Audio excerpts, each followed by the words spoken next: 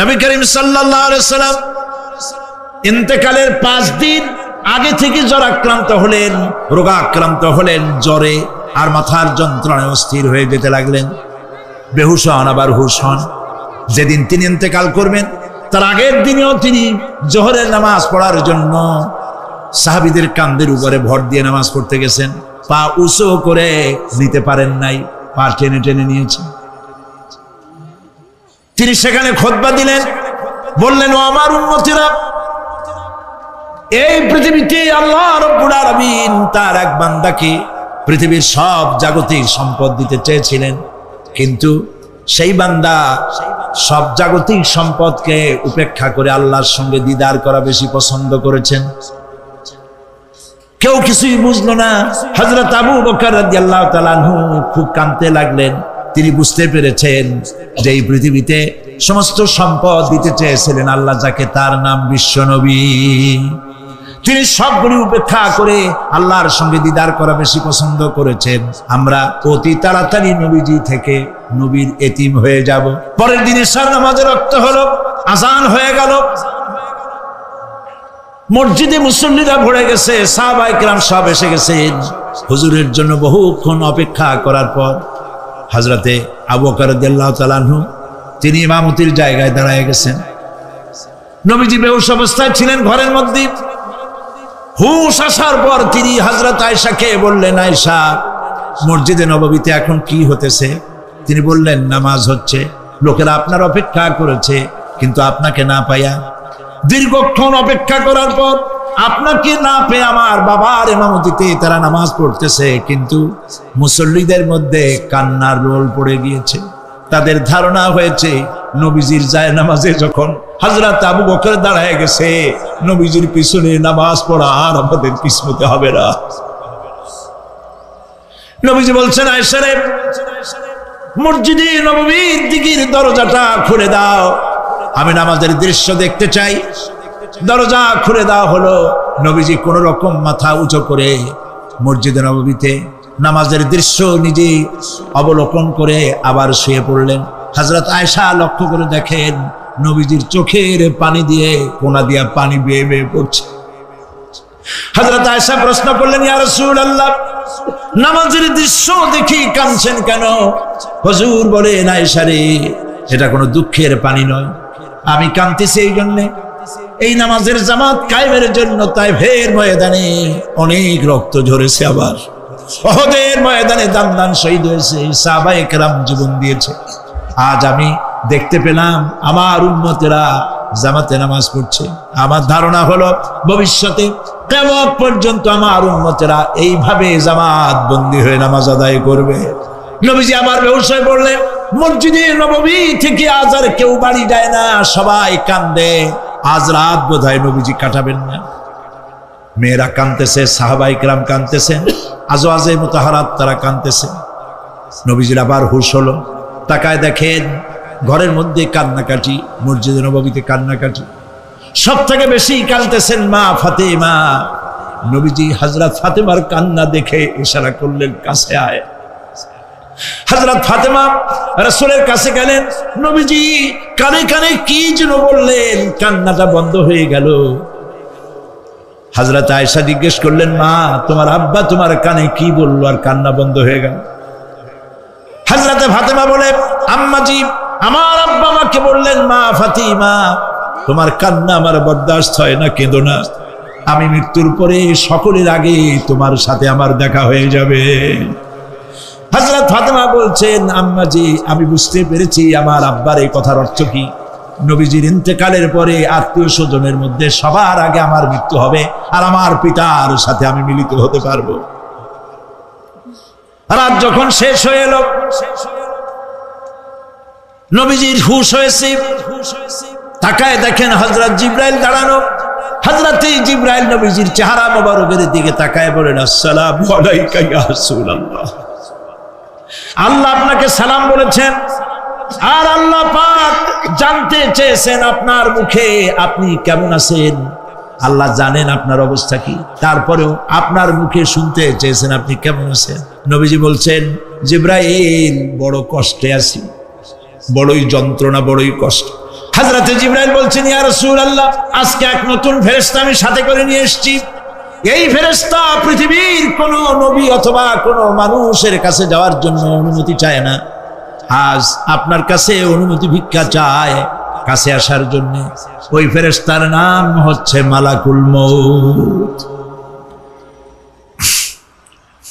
হযরত মালাকুল মউত বলেন, ইয়া রাসূলুল্লাহ, এই পৃথিবীতে আদম আলাইহিস সালাম থেকে নিয়ে পর্যন্ত কোন মানুষের জান কবজের জন্য আমার অনুমতি চাওয়া লাগে নাই, আর কোনোদিন লাগবে না।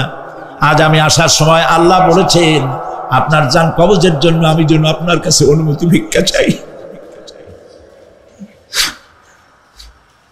নবীজি বলছেন, আমি যদি অনুমতি না দেই তো কি হবে? হযরতে মালাকুল মউত বলছেন, ইয়া রাসূলুল্লাহ, অনুমতি যদি না দেন আমি ফেরত চলে যাব। আমাকে সেভাবেই বলা হয়েছে। হযরতে জিবরাইল বলেন, ইয়া রাসূলুল্লাহ, হে আল্লাহ রাব্বুল আলামিন আপনার দিদারের ইন্তজার করতেছে।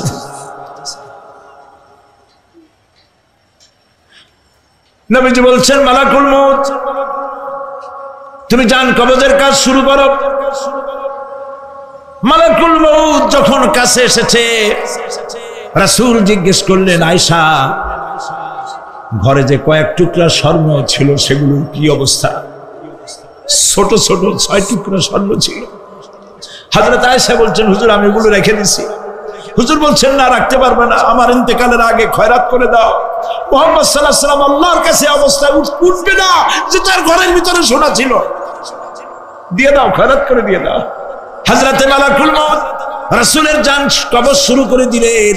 রাসূলুল্লাহ জীবনের শেষ কথা বললেন, আসসালাত আসসালাত ওয়া মা মালাকাত আইমানুকুম। আমার উম্মতেরা বিদায় লগ্নে বলে গেলাম, নামাজ নামাজ নামাজ ছেড়ে দিও না। প্রিয় ভাইরা, নবী করিম সাল্লাল্লাহু আলাইহি ওয়াসাল্লাম জীবনের শেষ কথা বলে গেছেন নামাজ। সেই নামাজে আমাদের যত সব অবহেলা, স্ত্রীকে নামাজ পড়ান, বউকে নামাজ পড়ান, ছেলে মেয়েকে নামাজ পড়ান। দোকানদার ভাইরা যখন আজান হয়ে যাবে দোকান বন্ধ করে দেন, আপনি আপনার কর্মচারীরা নামাজ পড়তে যান। যতটুকু প্রিয় ভাই সব, আল্লাহ রাব্বুল আলামিন পরীক্ষার জন্য আমাদেরকে এই ময়দানে ছেড়ে দিয়েছেন। প্রশ্ন কি হবে আল্লাহ সব বলে দিয়েছেন। প্রশ্ন কি হবে? তোমার যৌবন, এ ব্যাপারে প্রশ্ন করা হবে। কোন পথে ইনকাম করেছো প্রশ্ন করা হবে। কোন পথে খরচ করেছো প্রশ্ন করা হবে।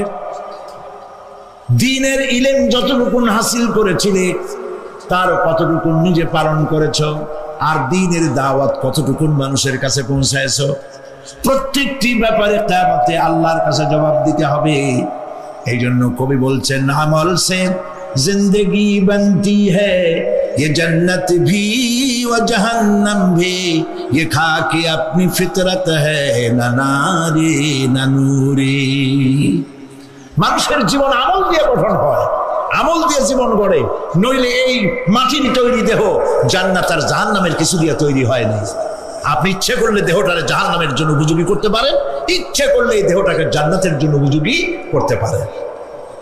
এটি আপনার ইখতিয়ারে আল্লাহ দিয়েছেন, আপনাকে বাধ্য করা হয় নাই যে সেজদা না দিলে ফেরেশতা এসে ঘাড়ের উপরে পিটাবে, সুদ ঘুষ জেনা করলে পরে ঠ্যাং পিটায় ভেঙে দেওয়া হবে না। আপনি বাধ্য নন। আপনি সম্মানিত জীব, আল্লাহ সম্মানিত প্রাণী আল্লাহ পাকের, সেই জন্য মানুষকে বাধ্য করা হয় নাই। অটোনমাস বডি, অটোনমি দেওয়া হয়েছে, আপনাকে স্বাধিকার দেওয়া হয়েছে। চন্দ্র সূর্যের ব্যাপারে স্বাধিকার দেওয়া হয় নাই। রাত এখন 7:35, সূর্যের বাপেরও ক্ষমতা নাই বাংলাদেশে এখন উঁকি মারে, ঠিক কিনা? সে এখন আমেরিকায় রোদ দিচ্ছে, তাপ দিচ্ছে আমেরিকায়। ওকে নির্ধারণ করা হয়েছে যেভাবে, সেইভাবেই করতে হবে। পানি বলেন, পাহাড় বলেন, পাখি বলেন, চন্দ্র বলেন, গ্রহ বলেন, নক্ষত্র বলেন, সব জিনিস বাই হুক অ্যান্ড ক্রুক আল্লাহর হুকুম মানতে বাধ্য। কোরআনে কারীমে আল্লাহ পাক বলেছেন, আফা গায়রা দীনিল্লাহি ইয়াবগুন ওয়া লাহু আসলামা মান ফিস সামাওয়াতি ওয়াল আরদি তাওআন ওয়া কারহা। আল্লাহর দেওয়া জীবন ব্যবস্থা ছেড়ে দিয়ে তোমরা কি অন্য কোনো মতবাদ তালাশ করো। ওয়ালাহু আসলামা মান ফিস সামাওয়াতি ওয়াল আরদ, অথচ আকাশে যা আছে জমিনে যা আছে সব আনুগত্যের মস্তক আমার সামনে অবনত করে দিয়েছে। সুবহানাল্লাহ।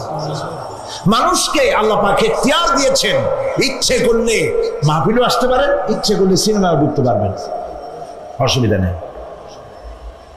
অসুবিধার জন্য কিয়ামত, ওখানে হিসাব হবে। এখানে আপনি সূর্য চন্দ্র ফেরেশতারও কোনো মাজাল নাই, কোনো ইখতিয়ার নাই আল্লাহর হুকুমের বাইরে কিছু করে।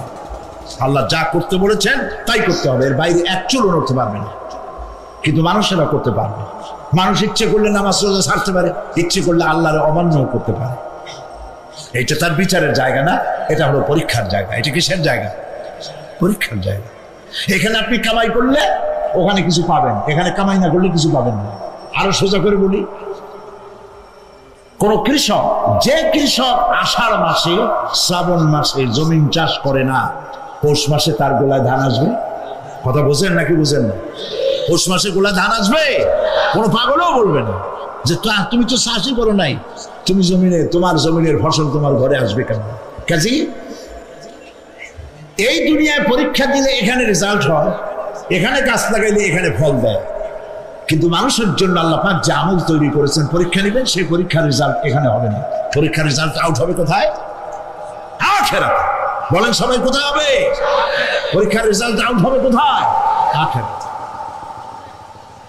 এখানে আপনি যা কামাই করবেন এখানে রিটার্ন দেওয়া হবে না। এখানে যা কামাই করবেন সমস্ত কামাই 700 গুণ বর্ধিত আকারে কিয়ামতে আল্লাহ আপনার হাতে ধরাই দিবেন। আল্লাহর ওয়াদা কখনো মিছা হয়? মিছা হয় রাজনৈতিক দলের নেতারা, এই জাতীয় লোকেরা যারা মঞ্চে আসে আর বলে যে এবার আমাদের ভোট দেন, আমরা ক্ষমতায় যাইতে পারলে আপনারা না খাইয়া কেউ মরবেন না। কিন্তু কি খাইয়া মরবে তাও কয় না। সেদিন শুনলাম এই যে নির্বাচন এখন একটা চলতেছে, স্লোগান বাপ দাঁড়াইছে, ছেলে তো বলে রহিম ভাই আমার ভাই, তোমার বাপের নাম রহিম। তারপরে শুনলাম বলতেছে বেগুন ভাইয়ের চরিত্র, আজকের নাম রাখে তো আদর করে বেগুন পটল, বেগুন ভাইয়ের চরিত্র ফুলের মতো পবিত্র। আমি আরেকজনের পাশের থেকে বলি যে নামাজ পড়ে না একক, তো এমনই ফুলের মতো চরিত্র। তো দুনিয়ার ময়দানে আপনি যা কামাই করবেন এখানে রেজাল্ট আউট হবে, এখানে আপনি পাবেন ফল, এখানে পাবেন। যা করবেন এখানে গাছ লাগাবেন, ফল লাগাবেন, এখানে পাবেন।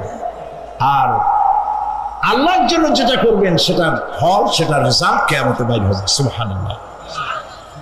এখানে পরীক্ষা দিয়ে যদি কেউ ফেল করে, ম্যাট্রিক পরীক্ষা দিয়ে ফেল করেছে, ফাজিল পরীক্ষা দিয়ে ফেল করেছে, আবার পরীক্ষা দিয়ে পাস করার সুযোগ আছে, আবারও ফেল করেছে, আবারও পরীক্ষা দিয়ে পাস করার সুযোগ আছে। 10 বার যদি ফেল করে আরো 10 বার পরীক্ষা দিয়ে পাস করার সুযোগ আছে। কিন্তু কিয়ামতের দিন আল্লাহ রাব্বুল আলামিনের জীবনের পরীক্ষায় কোনো মানুষ যদি আল্লাহর আদালতে ফেল করে বসে একবার, দ্বিতীয়বার পরীক্ষা দেওয়ার আর কোনো সুযোগ নাই। এই পৃথিবীতে যদি কেউ নিম্ন আদালতে মামলায় হেরে যায়, জজ কোর্টে করবে, যদি হেরে যায় হাইকোর্টে করবে, হেরে গেলে আপিল করবে সুপ্রিম কোর্টে, সুপ্রিম কোর্টেও যদি হেরে যায় তাহলে প্রেসিডেন্টের কাছে আপিল করবে। সুযোগ আছে কয়েকবার। কিন্তু কিয়ামতের দিন জীবনের আদালতে কোনো মানুষ যদি একবার ফেল করে বসে, জীবনের মামলায় যদি একবার হেরে যায়, দ্বিতীয়বার আপিল করার আর কোনো জায়গা নাই। সেই আখিরাতে রেজাল্ট আউট হবে। আমরা সব মরে যাব, আমরা সব কি হব? সব মরে যাব। আল্লাহ পাক আমাদেরকে উঠাবেন। আবার মানুষকে কবরে রাখার সময় আমরা কি বলি? মিনহা খালাকনাকুম, জানেন না? পড়েন, মিনহা খালাকনাকুম ওয়া ফিহা নুঈদুকুম ওয়া মিনহা নুখরিজুকুম তারাতান উখরা। এই মাটি দিয়ে তোমাকে তৈরি করা হয়েছিল, এই মাটির মধ্যে রেখে গেলাম, এর থেকে আবার তোমাকে উত্থিত করা হবে। কে বলতেছেন কথা? আল্লাহ পাক বলছেন, আল্লাহ তাআলা বলছেন। কি নিষ্ঠুর এই পৃথিবী। ভেবে দেখেছেন কি একবারও কি ভেবে দেখেছেন এই পৃথিবী কত নিষ্ঠুর? এই সন্তান সন্ততি সব একটি মোহ, একটি মায়া, একটি মহব্বত, একটি প্রতারণা। যে বইয়ের জন্য হারাম ইনকাম করেছেন, যে সন্তানদের জন্য হারাম ইনকাম করেছেন, জান দিলেন, রক্ত দিলেন, জীবন দিলেন, সারা রাত কষ্ট করেছেন, দৌড়দৌড়ি করেছেন, যখন মরে গেলেন যে বাচ্চাটা আপনি করে না নিলে কলিজা ঠান্ডা হয় না, সেই বাচ্চা বলবে, মাকে বলবে, মা বাপের লাশ যে রুমে আছে আমার সেখানে নিও না, আমার ভয় করে। ঠিক কিনা? স্ত্রীও আরো দুই একজন লোক না হলে লাশের ঘরে থাকতে পারবে না, তারও ভয় করবে। থাকলে বড় জোর মা থাকতে পারে, বাপ থাকতে পারে। যাকে বিবাহ করার পর অনেক সন্তান আছে, মা বাপকে চোখে দেখতে পারে না, বড় কথা মতো মায়ের সাথে কথা বলা বন্ধ করে দেয়। হয়তো কুমিল্লা এরকম নাও থাকতে পারে। বউ তো নালিশ করছে, মার সাথে কথা কয়, আবার বলে এই বুড়ি যে মরে না কেন? নাউযুবিল্লাহ, নাউযুবিল্লাহ। বুড়ি যারে মরার কথা বলতেছে তুমি, তোমার ছোট্টবেলায় যখন তোমার টাইফয়েড হয়েছিল, অসুখ করেছিল, গরিব বাবা, বাড়িতে ল্যাপ নাই, খাতা নাই, তোষক নাই, সেই জায়গায় মা তার কাপড় বিছায় দিয়া বুকের উপরে নিজের শরীরের উষ্ণতা দিয়া বাঁচায় রাখার চেষ্টা করেছে, নিজে না খেয়ে খাওয়াইছে, অসুখ সারে না। মা ওই মুমূর্ষু বাচ্চার সেরানে তার মাথার কাছে বসে তাহাজ্জুদের নামাজ পড়ে কোরআন শরীফ তেলাওয়াত করে, চোখ দিয়া পানি পড়ে, আর বলতে থাকে, রব্বুল আলামিন আমার জীবনটারে দিয়া আমার কলিজার টুকরা সন্তানটারে বাঁচাইয়া দাও। যেই মা নিজের জীবন দিয়া সন্তান বাঁচাইতে চাইলো, সেই সন্তান আজকে বউ পাইয়া মাকে ভুলে যায়, মায়ের সাথে খারাপ ব্যবহার করে। আল্লাহ রাব্বুল আলামিন বলেছেন, মা বাবার সঙ্গে খারাপ ব্যবহার করো না, ভালোবাসায় কথা বলো। ওয়াকুল লাহুমা কাওলান কারীমা, সম্মান সূচক কথা বলো। মা বাবার জন্য দোয়া করো আমার কাছে। কে বলতেছেন? আল্লাহ তাআলা বলছেন দোয়া করো আমার কাছে এই ভাষায়, রব্বিরহামহুমা কামা রাব্বায়ানি সাগীরা। পড়েন সবাই, রব্বিরহামহুমা কামা রাব্বায়ানি সাগীরা। আয় আমার রব, আমার মা বাপ যেমনে ছোটবেলায় আমাকে অত্যন্ত যত্ন করে লালন পালন করেছে, আল্লাহ তাআলা তুমি দয়া করে আমার মা বাপকে তোমার রহমতের করে লালন পালন করো। সুবহানাল্লাহ। প্রত্যেক নামাজের পর সকলে এই দোয়া পড়বেন, মনে থাকবে? মনে থাকবে? প্রিয় ভাই সব, সেই কিয়ামতের মাঠে আমাদেরকে উঠতে হবে, আল্লাহর দরবারে উঠতে হবে। সেই সময় আমাদেরকে কেউ উপকার করবে না। يوم لا ينفع مال ولا بنون, সম্পদ আর সন্তান সন্ততি কোনো কাজে লাগবে না। মা তার সন্তানকে চিনবে না, সন্তান তার মাকে চিনবে না, বাপ তার সন্তানকে চিনবে না, কেউ কাউকে পরিচয় দিবে না। কি মারাত্মক অবস্থা! মানুষ চরম অসহায় হয়ে যাবে। চতুর্দিকে ফেরেশতার আনাগোনা, সূর্য মাত্র 1 হাত উপরে, প্রচন্ড তাপ নিয়ে সূর্য অবস্থান নেবে, মাথার চান্দি ফেটে গিয়ে গুনাহগারের মাথার মগজ গলে গলে পড়তে থাকবে। পিপাসার যন্ত্রণায় জিহ্বাটা ঝুলে কুকুরের মতো করে নাভিস্থল পর্যন্ত ঝুলে পড়বে। কেউ উপকার করবে না, কেউ জিজ্ঞাবেও না। অনেক লোক আছে পীরের কাছে মুরিদ হয় আর মনে করে পীর সাহেব তারে কিয়ামতে সুপারিশ করবে। অসম্ভব। আয়াতুল কুরসির মধ্যে আমরা পড়ি, মান যাল্লাযী ইয়াশফাউ ইনদাহু ইল্লা বিইজনিহি। কে আছে এমন, কার হিম্মত আছে আল্লাহ পাকের বিনা অনুমতিতে কথা বলে? সুবহানাল্লাহ বলে। কোথার পীর, কোথার খাজা বাবা হারায় যাবে। ইব্রাহিম আলাইহিস সালামের মতো পয়গম্বর কি মনে করে? আল্লাহর খলিল, ইব্রাহিম আলাইহিস সালাম আল্লাহর কি? আল্লাহর খলিল। আল্লাহর খলিল কিয়ামতের দিন বলবেন, আল্লাহ পাক, আয় আল্লাহ তাআলা, আমার বাপের কাছে আমার একটা ওয়াদা ছিল, আমি সুপারিশ করবো তার জন্য, তুমি দয়া করে আমার বাপকে জাহান্নাম থেকে ক্ষমা করো, আমি তার জন্য সুপারিশ করতেছি। আল্লাহ তাআলা বলবেন, ইব্রাহিম, তোমার সুপারিশ মঞ্জুর হলো না। কথা বুঝতেছেন না? বুঝতেছেন না? ইব্রাহিম আলাইহিস সালাম যদি বাপের জন্য সুপারিশ করতে না পারে, ইব্রাহিম আলাইহিস সালাম তিনি যদি তার বাপের জন্য সুপারিশ করে যদি ব্যর্থ হন, আপনার পিসাব কোন কামে লাগবে চিন্তা করেন। নবী করিম সাল্লাল্লাহু আলাইহি ওয়াসাল্লামকে প্রশ্ন করা হয়েছে, হে রাসূল, আপনার আব্বা আম্মার অবস্থা কি হবে? কথা কি শোনেন নাকি? আপনার আব্বা আম্মার অবস্থা কি হবে? নবী করিম সাল্লাল্লাহু আলাইহি ওয়াসাল্লাম বলেছেন, আমি আমার আব্বা আম্মার কোনো উপকারে আসবো না। ইন্না লিল্লাহি ওয়া ইন্না ইলাইহি রাজিউন। তাহলে কোন সাহসে মনে করতেছেন কোন পীর কোন একটা বিদেশ থেকে দেশের থেকে একটা নাজিল হলো আর ওইটার পিছনে পিছনে দৌড়াবেন, সে আপনারা নাজাত দেবে, তার পায়ে চুমা খাবেন? এই পায়ে হাত দিয়ে কত খুশি করা বলতেন। টাকা ইনকাম করার জন্য মানুষকে ভুল পথে পরিচালিত করছে অনেক পীর আছে না? খালি মানুষের টাকা দেয়, জামায় অনেক পকেট, খালি টাকা নেয় সমানে ঢুকাইতে থাকে চতুর্দিক দিয়ে, বাইরে বোঝার উপায় নাই। কিন্তু অনেক পীর আছে এমন, ঢাকা শহরে বড় বড় মার্কেটের মালিক, আমি জানি, বড় বড় মার্কেটের মালিক, বিরাট ব্যবসায়ী, জামা পরিষ্কার করে না 2 মাসেও, মানুষকে দেখাবার জন্য গামছাটা নাকের কাছে ধরে ফত ফত করে আওয়াজ করে, মনে হয় যেন কাঁদতেছে। আর্টিফিশিয়াল প্রসন্ন হাবিজাবি জিকির শিখায়। লা ইলাহা কতক্ষণ, ইল্লাল্লাহ কতক্ষণ, আল্লাহ আল্লাহ কতক্ষণ, কোথায় পাইছো? ইল্লাল্লাহ ইল্লাল্লাহ কিসের জিকির? ইল্লাল্লাহ মানে কি? আল্লাহ ছাড়া, আল্লাহ ছাড়া, আল্লাহ ছাড়া, আল্লাহ ছাড়া কি? কাজী রাসূলুল্লাহ যা করেন এগুলি বেদাত। এই সব পীরের পাশে যাবেন না, মনে থাকবে।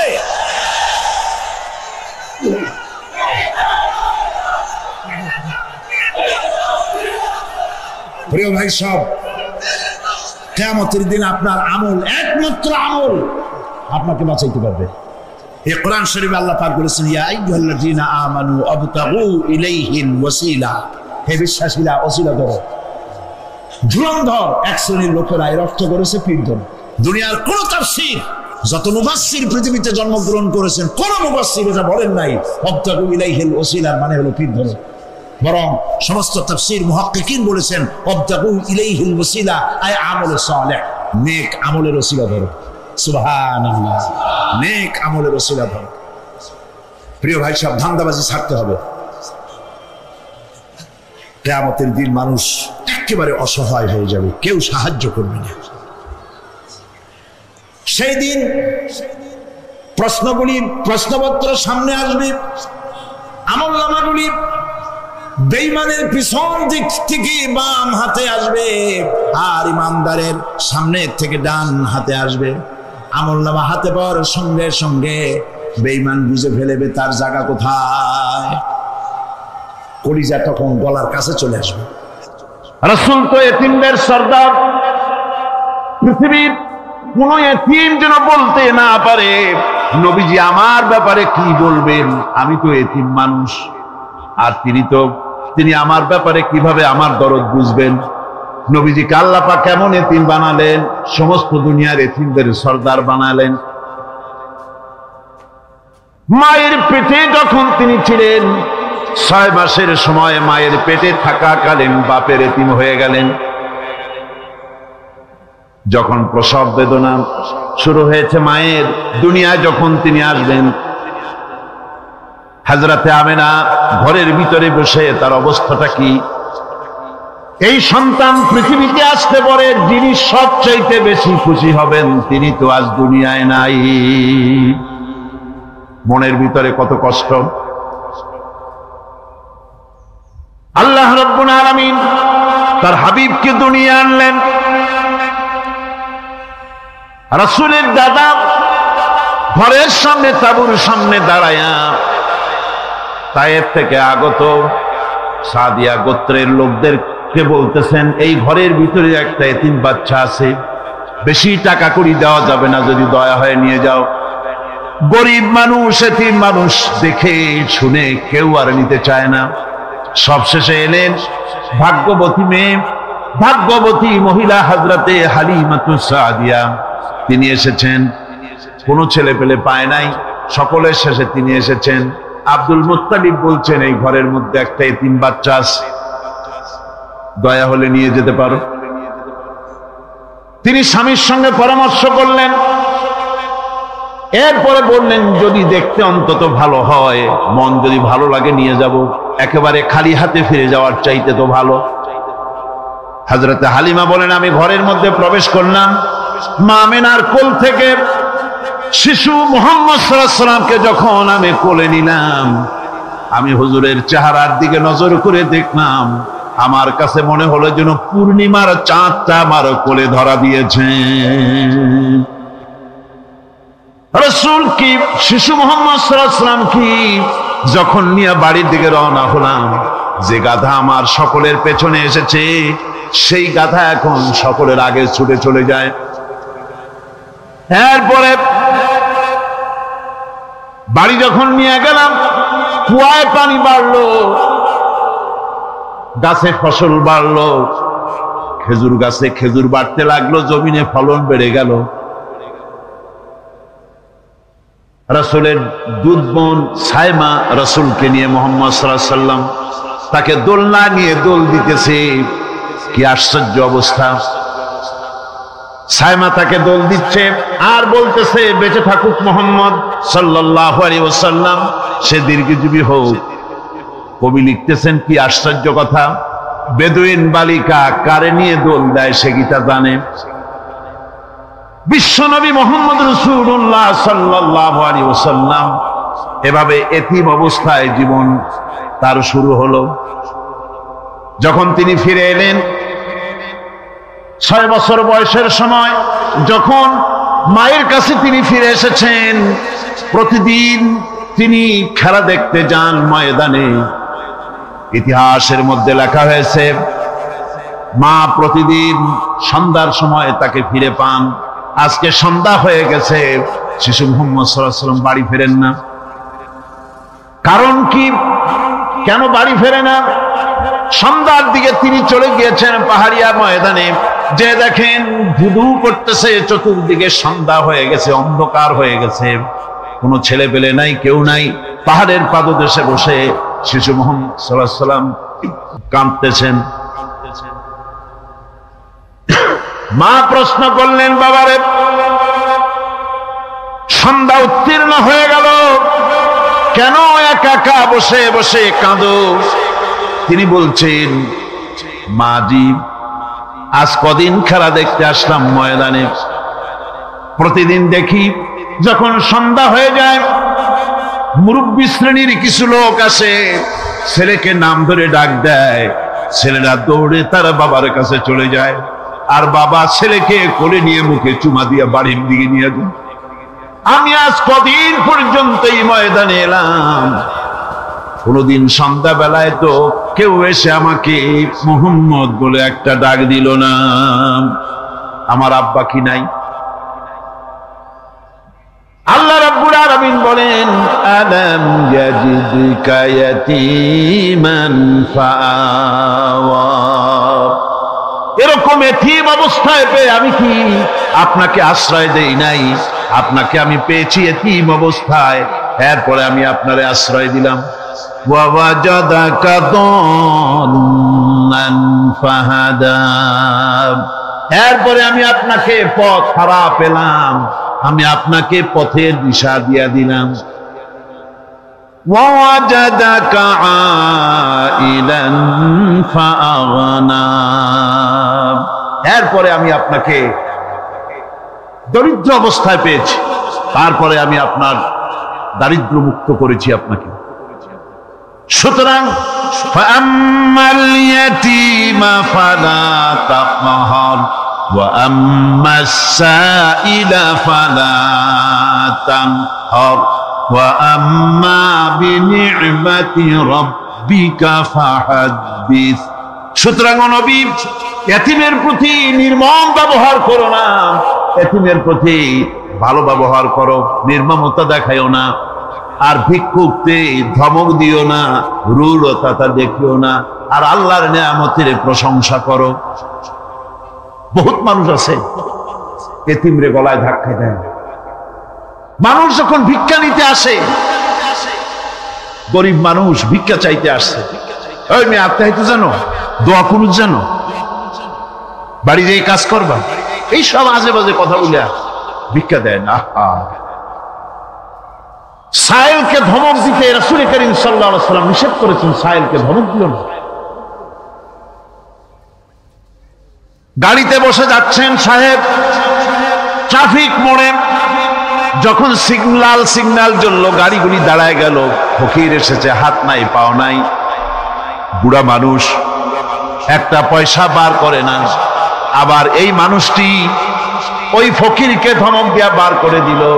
এরপরে এই লোকটি যখন কোনো মাজারের কাছে পৌঁছে গেল, 500 টাকার কড় করে নোটটা ফেলে দিল। বলেন টাকা দরকার কার? মরা মানুষের না জিন্দা মানুষের? কার দরকার? যার টাকা দরকার ছিল তারে দেওয়া হলো না, যার দরকার নাই তারে দেওয়া হলো।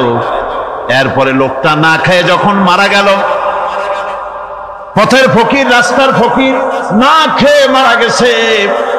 এরপরে তার কাপড়ের কাপড় নাই, লোকটাকে রাস্তার উপরে শোয়া একটা ছেঁড়া কাপড় দিয়ে ঢেকে রেখেছে। বড় লোকেরা সাহেবরা তখন গাড়ি দাঁড় করে আর 5টা টাকা 2টা টাকা করে তার লাশের উপরে মারতেছে।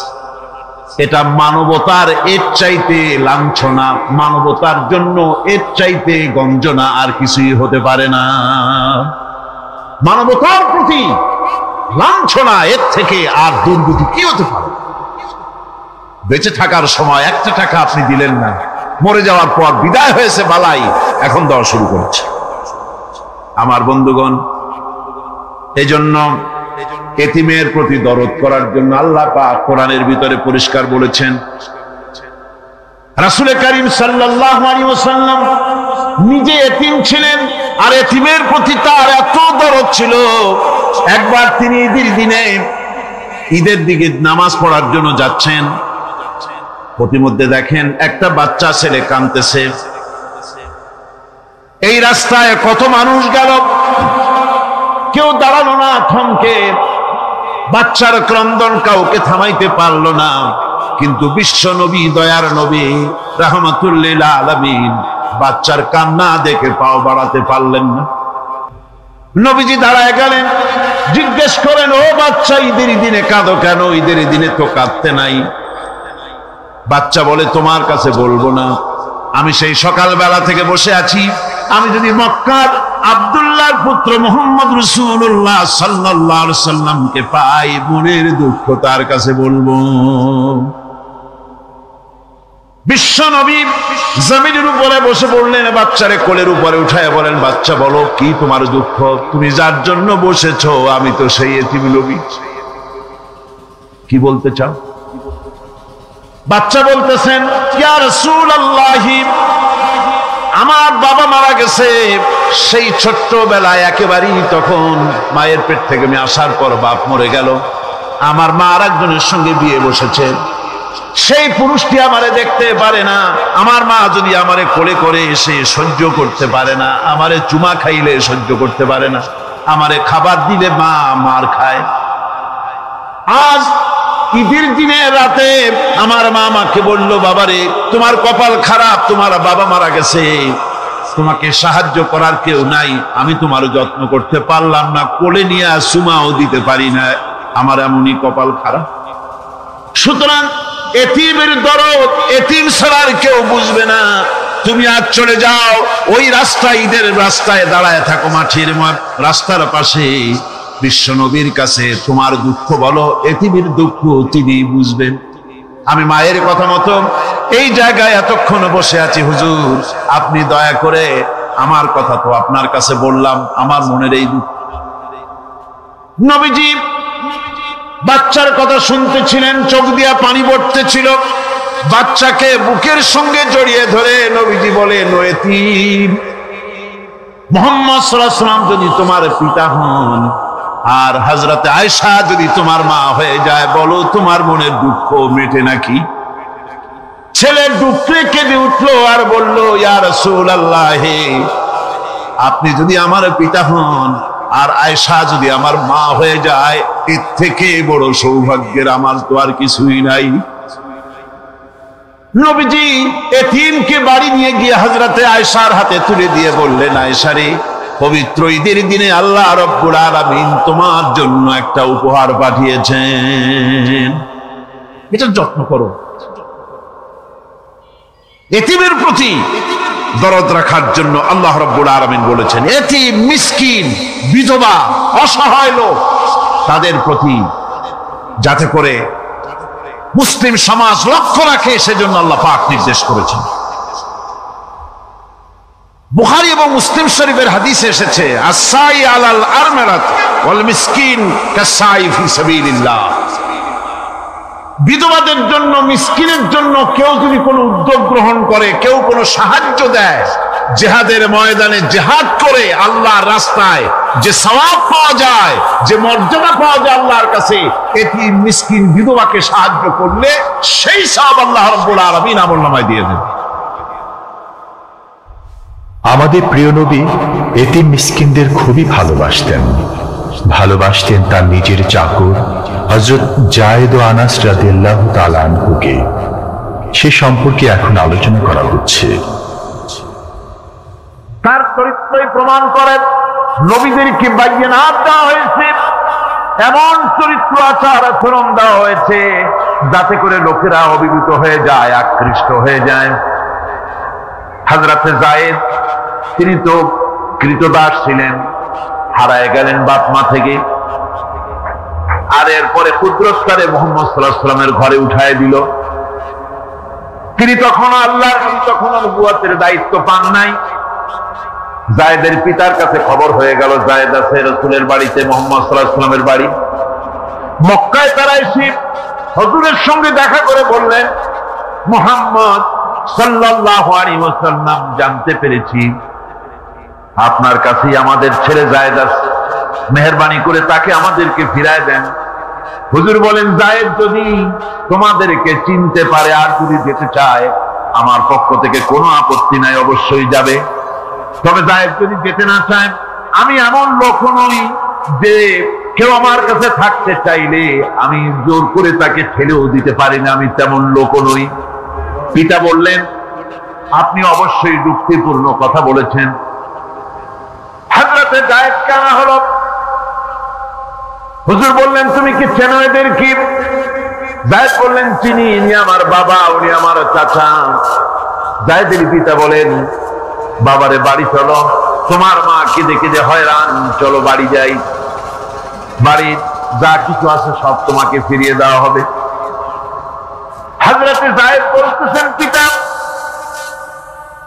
বাড়িতে যা আছে তাই শুদ্ধ, তামাম দুনিয়াটা যদি আমারে দেওয়া হয়, এই লোকটির কাছে থেকে যে ব্যবহার পেয়েছি, আমি এই লোকের কদম ছেড়ে যেতে পারি না। তার চরিত্রই প্রমাণ করে তিনি নবী, কি ব্যবহার পেয়েছেন। হযরত আনাস রাদিয়াল্লাহু তাআলা ছোট মানুষ, 8 বছর বয়সের সময় হুজুরের খাদেম হয়ে হুজুরের বাড়িতে আসছে। আচ্ছা, 8 বছর বয়সের কিশোর ভুল তো করতেই পারে। গরম পানি চাইলে ঠান্ডা পানি এনে দেবে, স্যান্ডেল চাইলে জুতো আনবে, বিছানা বিছাইতে বললে উঠাই ফেলে, এটা স্বাভাবিক। কিশোর মানুষ, ছোট মানুষ। এবার শুনুন, বায়নাত কারে বলে? নবীদের বায়নাত আল্লাহ যে দিয়েছেন সেটা কি জিনিস? সেটা হলো উন্নত মানের চরিত্র, তার ব্যবহার, ওঠা বসা যা দেখলে মানুষ বুঝতে পারে তিনি আল্লাহর নবী। হযরতে আনাসের মুখে শুনুন। হযরতে আনাস রাদিয়াল্লাহু তাআলা আনহু বলেন, একাধিক ক্রমে টানা 10টি বছর রাসূলের খেদমতের ভিতরে নিয়োজিত ছিলাম। 10টি বছরের ভিতরে একটা দিনের জন্য নবীজি আমাকে ধমক দিয়ে কথা বলেন নাই। তো ধমক দিলেন না আমারে, এটা করছো কেন, এটা করো নাই কেন? সুবহানাল্লাহি বিহামদিহি। গোটা পৃথিবী সমস্ত মুমিন মুসলমানদের, পুরুষ আর নারীদের জীবন, কলিজা, রক্ত রাসূলের কদম মুবারক উৎসর্গ হয়ে যায়। মহান রব্বুল আলামিনের কাছে তার হাবিব রাসূলুল্লাহ সাল্লাল্লাহু আলাইহি ওয়াসাল্লামের ছিল বিশেষ মর্যাদা। আসুন আমরা সে সম্পর্কে আলোচনা শুনি। আমার ভাইরা, রাসূল পাক সাল্লাল্লাহু আলাইহি ওয়াসাল্লাম আল্লাহর নবী এমন এক মহান সত্তা ছিলেন যে তিনি দোয়া আল্লাহর দরবারে হাত উঁচু করতে দেরি আছে, কিন্তু দোয়া কবুল হতে দেরি নয়। হিজরত করে মদিনায় এসেছেন, নামাজ পড়তে দিল চায়, কাবা শরীফের দিকে ফিরে যদি নামাজ পড়তে পারতাম দিলটা বড় ভালো লাগতো, কিন্তু হাত উঁচু করে মোনাজাত করতেছেন না, আল্লাহর কাছে বলতেছেন না যে আল্লাহ তুমি আমার কিবলাটা বাইতুল মুকাদ্দাস থেকে ফিরাইয়া মক্কা শরীফে বাইতুল্লাহর দিকে ফিরাইয়া দাও, মুখেও বলতেছেন না, মনেও না, শুধু আকাশের দিকে বারবার তাকাচ্ছেন, মোনাজাত করেন নাই। মনে মনে আশা পোষণ করতেছেন যদি এমন একটা ওহী নাযিল হয়ে যেত। আল্লাহ রাব্বুল আলামিন সঙ্গে সঙ্গে রাসূল জোহরের নামাজ পড়তেছিলেন, 2 রাকাত পড়া হয়ে গেছে, এমন সময় ওহী নাযিল হয়ে গেল, قد نرى تقلب وجهك في السماء। নবী, আমি দেখতে পেয়েছি বারবার আপনি আকাশের দিকে তাকাচ্ছেন। সুবহানাল্লাহ, আমি দেখতে পেয়েছি। فلنولينك قبلة ترضاها فول وجهك شطر المسجد الحرام। আর দেরি নাই, আপনার মনের আশা পুরা হয়ে গেছে, এক্ষুনি আপনার কিবলা পরিবর্তন করুন। হুজুর 2 রাকাত পড়েছিলেন বাইতুল মাকদাসের দিকে ফিরে, বাকি 2 রাকাত তিনি মক্কা শরীফের কাবা শরীফের দিকে ফিরলেন। আজও পর্যন্ত সেই মসজিদ আছে, সাক্ষ্য দিচ্ছে নবীর কথা কিভাবে মঞ্জুর হয়। মসজিদে কিবলাতাইন মদিনা মুনাওয়ারায় সেই মসজিদ আজও আছে। ভাইরা আমার, রাসূল পাক সাল্লাল্লাহু আলাইহি ওয়াসাল্লাম এত বড় মর্যাদা সম্পন্ন ব্যক্তিত্ব, মহান ব্যক্তিত্বের উম্মতের মধ্যে আল্লাহ আমাদের শামিল করেছেন। শুকরিয়া স্বরূপ আমরা পড়ি আলহামদুলিল্লাহ। জোরে সরে পড়েন আলহামদুলিল্লাহ। আমার ভাইয়েরা, মর্যাদা এত বেশি আল্লাহ রাসূলকে আল্লাহ রাব্বুল আলামিন দান করেছেন। এই পৃথিবীতে কোন মানুষের সঙ্গে যদি আপনি বেয়াদবি করেন, তিনি আপনার বাপ হোক, তিনি আপনার মা হন, অথবা আপনার উস্তাদ হন, অথবা আপনার পীর হন, যে কেউ হোক না কেন, কারো সঙ্গে যদি কোনো বেয়াদবি হয়ে যায় তো শুধু একটা বেয়াদবি ছাড়া আর কিছুই না। কিন্তু নবীজির সঙ্গে যদি কেউ বেয়াদবি করে, সেটা শুধু বেয়াদবি থাকে না, কুফরি হয়ে যায়। কি হয়ে যায়? কুফরি হয়ে যায়। রাসূলুল্লাহকে কেউ তাওহীন করলে, অসম্মান করলে, সমালোচনা করলে কাফের হয়ে যায়। যেমন কি হয়ে যায়? কত বড় মর্যাদা! রাসূল পাক সাল্লাল্লাহু আলাইহি ওয়াসাল্লাম, তার সামনে সাহাবায়ে কেরাম বসা, হুজুর কথা বলছেন, সাহাবায়ে কেরাম তারাও কথা বলছেন। কথা বলতে বলতে এক পর্যায়ে সাহাবীদের গলার আওয়াজ বড় হয়ে গেছে, হুজুরের গলার আওয়াজ শোনা যায় না, সাহাবীদের গলার আওয়াজটা বড় হয়ে গেল। আল্লাহ রাব্বুল আলামিন এতটুকু বরদাস্ত করলেন, আমার নবীর গলার আওয়াজের চাইতে তোমাদের আওয়াজ বড় হলো কেন? সঙ্গে সঙ্গে ওহী নাযিল হয়ে গেল। আল্লাহ রাব্বুল আলামিন বলেন, ইয়া আইয়ুহাল্লাযীনা আমানু লা তারফাউ আসওয়াতাকুম ফাওকা সাওতিন নবী। ও বিশ্বাসীরা, খবরদার, তোমরা যারা ঈমান এনেছো শোনো, তোমাদের গলার আওয়াজ যেন আমার নবীর গলার আওয়াজের চাইতে বড় না হয়ে যায়। যদি তা হয়, আনতাহবাতা আমালুকুম, জীবনের সমস্ত ভালো কাজগুলি আমি আল্লাহ বরবাদ করে দেব। আজ পর্যন্ত এই আয়াতে কারিমা রাসূল পাক সাল্লাল্লাহু আলাইহি ওয়াসাল্লামের রওজায়ে আতহারের সামনে সবুজ সাইনবোর্ডের উপরে সোনার অক্ষর দিয়ে এই আয়াতে কারিমা লেখা রয়েছে। সুবহানাল্লাহ। সর্বকালের, সর্বযুগের সর্বশ্রেষ্ঠ মহামানব, সর্বশ্রেষ্ঠ বিশ্বনবী, আল্লাহর পরে যার মর্যাদা, তিনি হচ্ছেন মুহাম্মদ রাসূলুল্লাহ সাল্লাল্লাহু আলাইহি ওয়াসাল্লাম। রাসূলুল্লাহ সাল্লাল্লাহু আলাইহি ওয়াসাল্লামের প্রতি মহান আল্লাহর ভালোবাসার অন্যতম নিদর্শন হচ্ছে মেরাজ। এর মাধ্যমে আল্লাহ রাব্বুল আলামিন তার বন্ধুকে নিজের সান্নিধ্যে নিয়েছিলেন। এখন আমরা শুনব সেই মেরাজের কাহিনী। তুলির ধরা থেকে রাসূলকে আরশে আজিম নিয়ে যাওয়া হবে। বোরাক এলো। বোরাক হচ্ছে বারতুন থেকে উৎপত্তি। এর অর্থ হচ্ছে বিজলি, বৈদ্যুতিক গতি সম্পন্ন।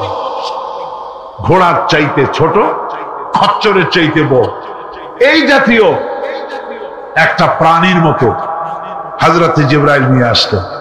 আমাদের দেশে কারো কারো বাড়িতে আয়নায় বান্ধানো থাকে এই ছবিটা।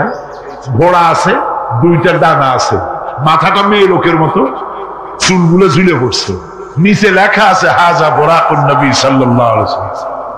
আন্দাজে কোথায় পাইছে আল্লাহ? মিথ্যে কথা, বাজে কথা। আল্লাহ এরকম একটা মেয়ে লোক মার্কা ঘোড়া পাঠাইছিল হুজুরকে নেওয়ার জন্য, এটা কথা হইল। রাসূলকে মক্কা থেকে, উম্মে বাবে উম্মে হানি থেকে হুজুরকে বের করে নিয়ে যাওয়া হলো বাইতুল মাকদাসে। সমস্ত পয়গম্বর, দুনিয়া আল্লাহ যাদের পাঠিয়েছিলেন, সমস্ত রূহ উপস্থিত ছিল সেখানে। রাসূল করিম সাল্লাল্লাহু আলাইহি ওয়াসাল্লাম এখান থেকে মেরাজ করলেন। এতটুকু ছিল ইসরা। কোরআনে কারীম বলছে, আজকের কারি সাহেব যেখান থেকে তেলাওয়াত করেছিলেন, সুবহানাল্লাযী আসরা বিআবদিহি লাইলাম মিনাল মাসজিদিল হারাম ইলাল মাসজিদিল আকসা। সুবহানাল্লাযী, সমস্ত দুর্বলতা, অক্ষমতা থেকে মুক্ত সেই সত্তা যিনি তার বান্দাকে ইসরা করিয়েছেন, মেরাজ করিয়েছেন। সুবহানাল্লাহ।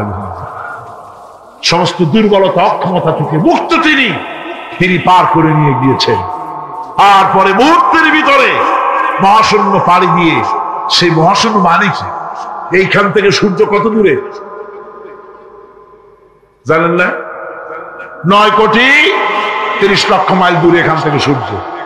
সেই সূর্য, তারপরে রয়েছে গ্যালাক্সি, মিল্কি ওয়ে, গ্রহ নক্ষত্র, সে যে কত দূরে, যে সমস্ত তারকা, এমন বহুত তারকা আছে যে তারকা সৃষ্টির পর তার আলো পৃথিবীর মাটি আজ পর্যন্ত স্পর্শ করে নাই। অথচ আলোর গতি প্রতি সেকেন্ডে কত মাইল? 1,86,000 মাইল। এই 1,86,000 মাইলের সেকেন্ড, এর মিনিট, এর ঘন্টা, এর দিন, এর সপ্তাহ, এর মাস, এর বছর, এটাকে বলা হয় লাইট ইয়ার, আলোকবর্ষ। সেই তারকা তৈরি হওয়ার পর কত সহস্র সহস্র লাইট ইয়ার চলে গেল, আজও পর্যন্ত সেই তারকার আলো পৃথিবীর মাটি স্পর্শ করতে পারে নাই। তাহলে সেই তারা কোথায়? আল্লাহ রাব্বুল আলামিন তার হাবিবকে চাঁদ, সূর্য, গ্রহ, নক্ষত্র, মহাশূন্য পাড়ি দিয়ে, তারপরে 7 আকাশ পাড়ি দিয়ে সিদরাতুল মুনতাহা পর্যন্ত নিয়ে গেলেন। জোরে কোন সুবহানাল্লাহ। এবার সিদরাতুল মুনতাহা পর্যন্ত যাওয়ার পথে যত ঘটনা ঘটলো, সেগুলো আপনারা ইতিহাস থেকে পড়ে নেবেন, ওগুলি বলার সময় আমার কাছে নাই। সিদরাতুল মুনতাহায় যাওয়ার পর হযরত জিবরাইল বলেন, আর আমি যেতে পারবো না, এটা হলো বিপজ্জনক বর্ডার।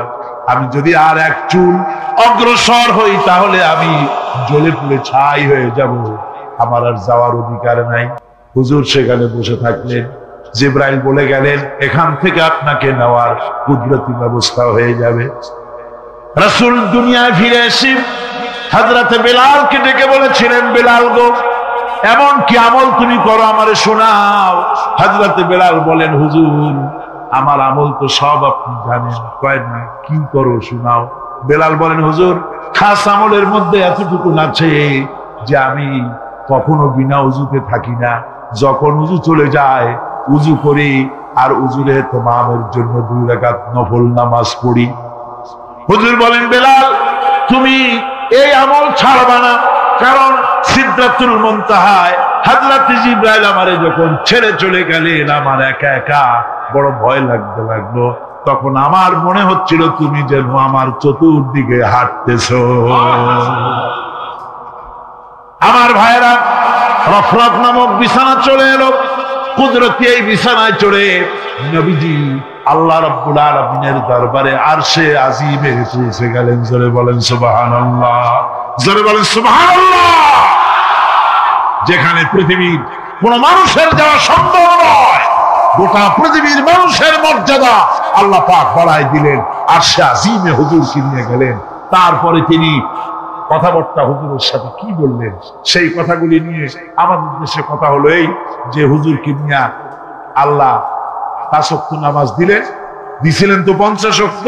মুসা আলাইহিস সালামের সাথে দেখা না হলে তো কাম সারছিল, আমাদের আর উপায় ছিল। আরে ভাই, শুধু নামাজ দেওয়াই যদি উদ্দেশ্য হবে, তাহলে রোজার মতো তো আল্লাহ দুনিয়ায় বসে দিতে পারতেন কিনা, হজের মতো জাকাতের মতো পারতেন কিনা। শুধু নামাজের জন্য নয়, আল্লাহ পাকের কায়নাত দেখাবার জন্য আল্লাহ পাক তাকে নিয়েছিলেন। বেহেশত দেখাইছেন, দোজখ দেখাইছেন, ভালো কাজ করলে কিরকম শান্তি হবে, খারাপ কাজ করলে কিরকম শাস্তি হবে চোখে দেখাই দিয়েছেন মুহাম্মদ রাসূলুল্লাহ সাল্লাল্লাহু আলাইহি ওয়াসাল্লামকে। মেরাজ থেকে ফিরে এলেন, ঘরে এসে দেখেন উজুর পানি, উজু করে যে গেছিলেন উজুর পানি তখনও গড়াচ্ছে। যে দরজা দিয়ে বেরিয়েছিলেন দরজাটা ধাক্কায় তখনও কাঁপতেছে। যে বিছানায় শোয়া ছিলেন সে বিছানায় মানুষ শুয়ে থাকলে যেমন উষ্ণ থাকে, সেরকমের উষ্ণ ভাব তখনও আছে। কেমনে হলো? কেমনে হলো মাথায় ঢুকবে না। সুবহানাল্লাহ কোন ঢুকবে? জোরে কোন সুবহানাল্লাহ। এটার ব্যাপারে কোন বিজ্ঞান, দর্শন, যুক্তির প্রয়োজন নাই। প্রয়োজন শুধু এতটুকু, আল্লাহ তার হাবিবরে নেবেন, কত দ্রুত নিবেন, কত দ্রুত পাঠাবেন, এটা তিনিই ভালো জানেন, আমাদের কোনো জানার কথা না, ঠিক কিনা? তবে দৃষ্টান্ত যদি চান তাহলে আমি দৃষ্টান্তটা এভাবে দিতে পারি, বুঝাবার জন্য একটা দৃষ্টান্ত দিতে পারি। সেটা হলো এই, ধরেন বাংলাদেশে কোন প্রেসিডেন্ট আসবে, পৃথিবীর যে কোনো দেশের এক প্রেসিডেন্ট আসবে, এটা আসার যখন খবর হয়ে যাবে তখন পত্র পত্রিকায় রুট বলে দেওয়া হয়, এই রুটে রাষ্ট্রীয় মেহমান রাষ্ট্রীয় অতিথি ভবনে আসবেন, এই রাস্তা দিয়ে সাধারণ ট্রাফিক চলাচল বন্ধ হবে। এয়ারপোর্ট থেকে নিয়ে রাষ্ট্রীয় অতিথি ভবন পর্যন্ত মেহমান না আসা পর্যন্ত সমস্ত ট্রাফিক চলাচল বন্ধ। মেহমান পৌঁছে যাবে, তারপরে আবার স্বাভাবিক ট্রাফিক চলবে। এটা জানেন কিনা? এইটা যদি পৃথিবীর সামান্য সলিমুদ্দি কসিমুদ্দি, এই জন্য বলছি আজ আছে কাল নেই, ঠিক কিনা গণ? আজ মন্ত্রিত্ব গেল, কালকে রাস্তায় দাঁড়ায় বলবে রিক্সাওয়ালা আমার একটু নেওয়া, বাজারে মাছ কিনতে যাবো, ঠিক কিনা?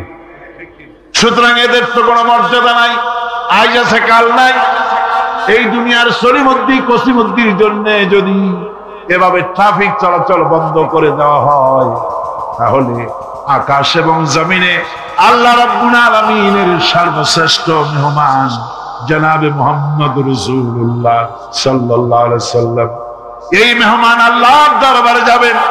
আল্লাহ যদি বলে দিয়ে থাকেন, আল্লাহ যদি হুকুম করে থাকেন, সময়ের গতি, বার্ষিক গতি, আহ্নিক গতি, আকাশের গতি, সূর্যের গতি, সময়ের গতি, রাত 3:45 10 সেকেন্ড, এখন সমস্ত গতি স্তব্ধ হয়ে যায়। আমার হাবিব আমার দরবার থেকে ঘুরে যখন ঘরে ফিরে যাবেন, আবার 3:45 11 সেকেন্ড থেকে শুরু হয়ে যাবে। ইসলাম প্রচার করতে গিয়ে আমাদের প্রিয় নবীর উপর চলেছে অকথ্য নির্যাতন, যার প্রমাণ তায়েফের ঘটনা। সেই কাহিনী এখন আমাদের সামনে সুললিত কণ্ঠে তুলে ধরছেন প্রখ্যাত মুফাসসিরে কোরআন হযরত মাওলানা দেলওয়ার হোসাইন সাঈদী। ক্যাসেটটির প্রযোজনায় সিএইচপি, পরিবেশনায় স্পন্দন অডিও ভিজুয়াল সেন্টার, ঢাকা। শুনুন তায়েফের কাহিনী। তায়েফের ময়দানে আমার রাসূল রক্ত দিয়েছেন। আমি সেই তায়েফ সফর করেছি। সেই তায়েফ, আমি তায়েফের ইতিহাস হাদিসে পড়েছি, চোখে দেখি নাই। তায়েফের চিত্র নিজের চোখে দেখে প্রাণ ভরে কেঁদেছি, যেখানে রাসূলের রক্ত পড়েছে। 3টি জায়গায় রাসূলের রক্ত পড়েছে। সবচাইতে বেশি রক্ত পড়েছিল যে জায়গাটিতে, সেই জায়গায় প্রাণ ভরে কেঁদেছি। আমার স্ত্রী আমার সাথে ছিলেন। আমি তায়েফে গিয়ে লোকেরা আমাকে যখন বলল বিশ্রাম নিতে, আমি বললাম না, বিশ্রাম করবো না, আগে আমারে নিয়ে যাও। আমার রাসূলকে মারছিল যে রাস্তাটা, ওই রাস্তাটা আমার আগে দেখাও। 3 দিনের না খাওয়া, রাস্তার 2 দিকে কাফেরেরা দাঁড়ানো, চতুর্দিক থেকে পাথর মারা শুরু করেছে। আহারে, এমন সুন্দর চেহারার মানুষ দেখে কেমনে মারল তারা। হুজুর পড়ে গেলেন, ওরা কাফেরেরা এসে জোর করে ধাক্কা মেরে হাঁটানো। আবার হুজুর পড়ে গেলেন, বেহুশ হয়ে পড়লেন। আবার ওরা উঠাইয়া জোর করে আবার হাঁটানো। তৃতীয় শেষ জায়গায় গিয়ে হুজুর বেহুশ হয়ে পড়ে গেলেন। শরীর থেকে সবচাইতে বেশি রক্ত পড়েছে সেখানে। আমি লম্বা সেজদা পড়ে এত কান্দা কাঁদছি, আরে আমার নবীজির রক্ত পড়েছে এই মাটিতে। ফেরেশতারা এসে বলছেন, হে রাসূল, আপনার এই অবস্থা থেকে আকাশের ফেরেশতারা কাঁদতে কাঁদতে অস্থির হয়ে গিয়েছে। আপনি আমাদের অনুমতি দেন, এই পাহাড় চাপা দিয়া কাফেরের গোষ্ঠী সাফ করে দেই। আমার নবীজি বললেন, না, আমি তো বলবো না। আমি তো পৃথিবীর মানুষকে প্রতিশোধ দিতে আসি নাই। আমি যদি হুকুম করি আর আমার হুকুম মতো সবগুলি যদি পাথর চাপা দিয়ে মারিয়ে ফেলে দাও, তাহলে আমি কালে পৌঁছাবো না ইলাহা ইল্লাল্লাহু মুহাম্মাদুর রাসূলুল্লাহ। সঙ্গে যায়েদ, রক্তাক্ত শরীর। আরে, যে শরীরের দিকে মানুষ একবার তাকাইলে চোখ ফিরাইতে পারত না। হযরত আয়েশা বলেছে, যে সমস্ত নারীরা ইউসুফ আলাইহিস সালামের দেখে হাত কেটে ফেলাইছিল, ওরা যদি আল্লাহ রাসূলকে দেখতো, হাত কাটতে কাটতে কলিজা কাটে ফেলাই দিত, টের পাইতো না। এমন মানুষের গায়ে কেমনে পাথর মারল?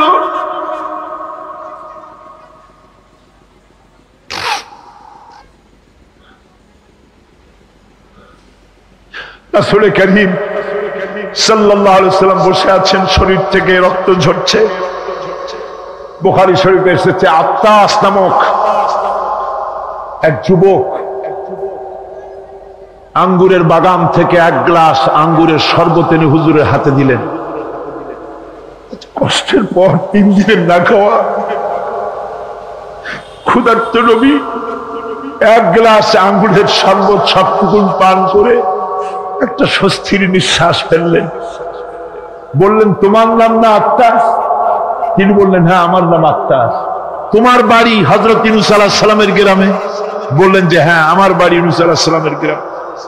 যুবক জিজ্ঞেস করলেন, হুজুর, আপনি কি করে বুঝলেন আমার নাম আত্তাস আর আমার বাড়ি ইউনূস আলাইহিস সালামের গ্রামে? আপনি জানলেন কি করে? হুজুর বললেন, আমিও নবী, ইউনূস আলাইহিস সালামও নবী। এক নবীর খবর আর এক নবীর কাছে থাকে।